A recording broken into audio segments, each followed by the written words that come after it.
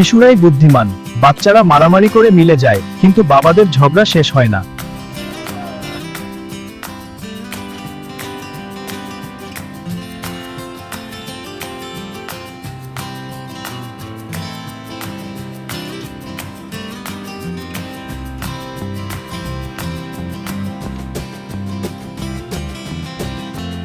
আর লাগতে আসার মজা বুঝিয়ে দিব। এত মার খেলি এরপরও শিক্ষা হয়নি, আরো খাবি, দেখাচ্ছি।